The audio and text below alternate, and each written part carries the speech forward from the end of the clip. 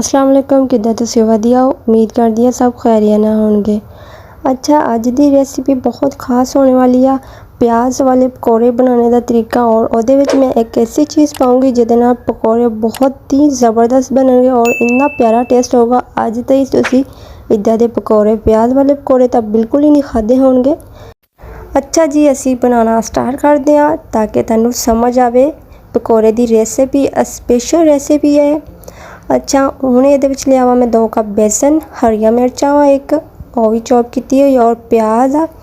प्याज नूं मैं कटिंग किद्दां कीता वा ये देख लो। प्याज नूं इस तरह कटिंग करना वा और 2 स्टेप करने हैं प्याज दे, एक इस तरह, ठीक है। एक तुसीं गोल कट लेने और एक इस तरह कर लेने हाफ हाफ। चलो जी, हो गया।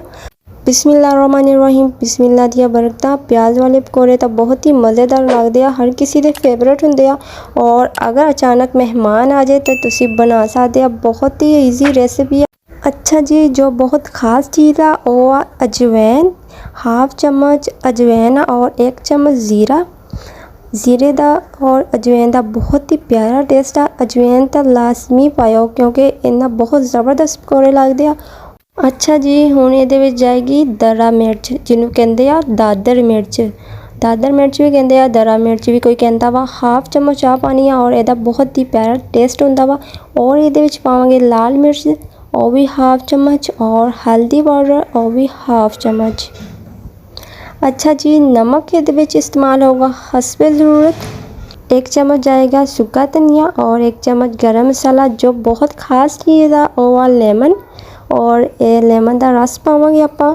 1 लेमन लिया वा और यदा रस निचोड़ लेना वा बिल्कुल अच्छी तरह। बहुत ही अच्छा टेस्ट आने वाला वा और बहुत ही ज़बरदस्त आ। इदां दे पकौड़े तुहानूं किसी ने नहीं बनाना सिखाए होने। उम्मीद है तुहानूं मेरी रेसिपी ज़रूर पसंद आएगी और फॉलो ज़रूर करियो।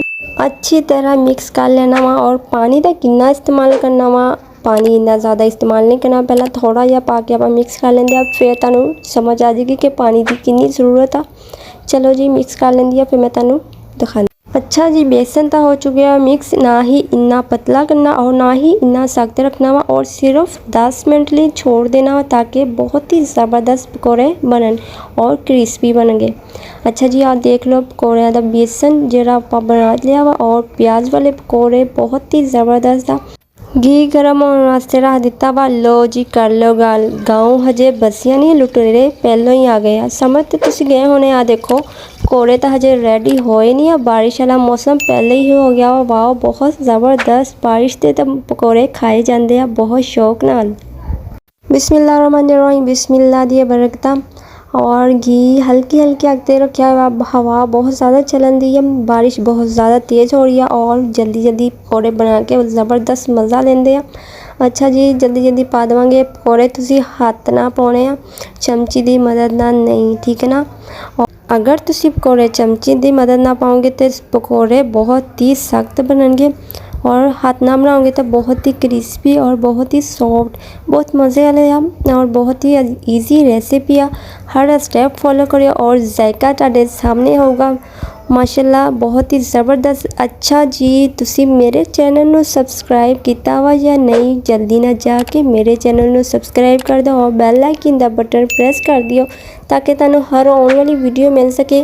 अच्छा जी, और भी बहुत सारिया रेसिपियाँ तुहानूं शेयर करांगे, पहला मेरे चैनल नूं सबसक्राइब कर दो। चलो जी, माशाल्लाह पकौड़े तो बहुत ही ज़बरदस्त रेडी हो चुके हैं। मैं कह रही थी अगर अचानक मेहमान आ जाए तो ये रेसिपी पकौड़ियां दी ज़रूर बनाओ।